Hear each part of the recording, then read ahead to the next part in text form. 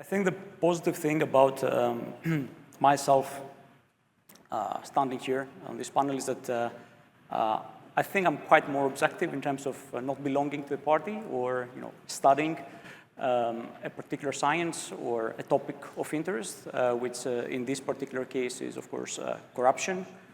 I would like to start with a position related to how academics see and evaluate corruption in general.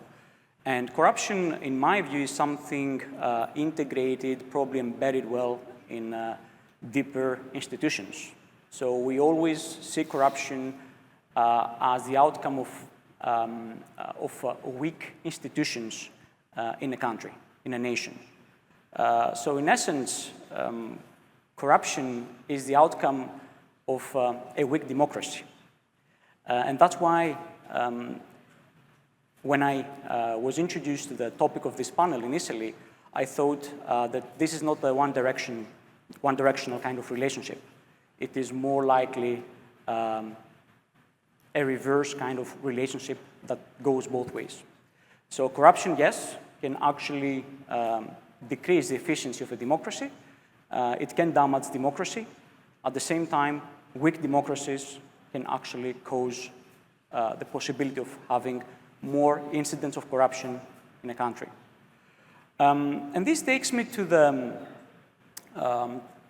next part of my position here, which is related to how Europe in general has responded to incidents of corruption and how it deals with institutions in general. And I think that Europe is actually standing very well across the globe.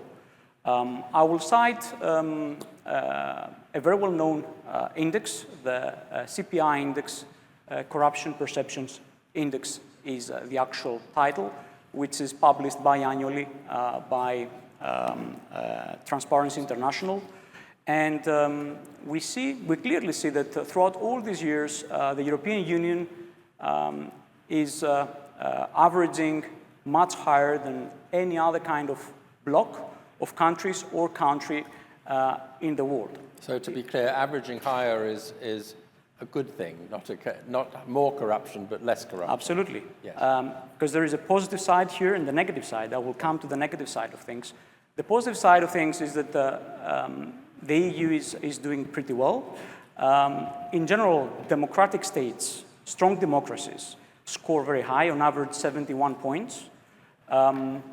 Flawed democracies score around 56, 57 on average.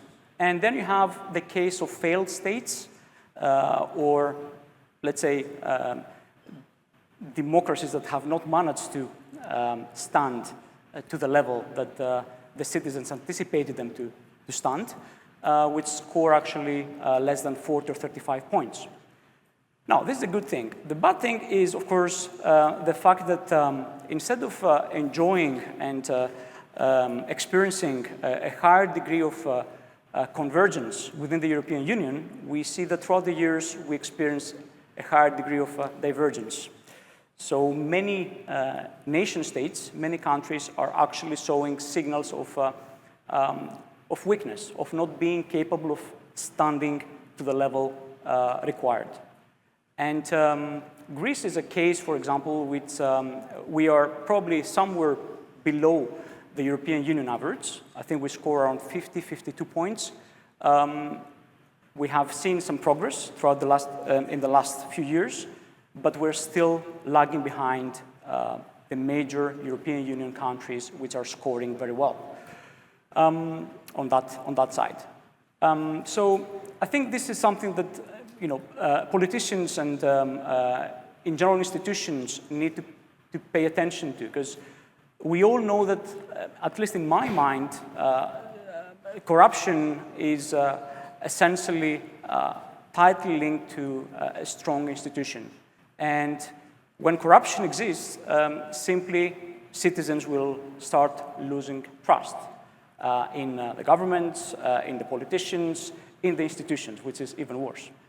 So I think there are three main, let's say, mechanisms that a government can utilize in this process.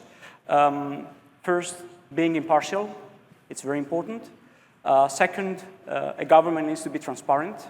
When something bad happens, when a scandal erupts, you need to take action. You need to show to the citizens that you care about it.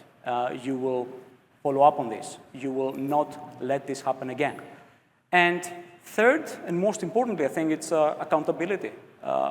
Politicians, governments, institutions should be accountable. And if we lose that, then we will be experiencing a continued, let's say, process in which citizens, businesses, organizations will not show the required level of trust towards institutions.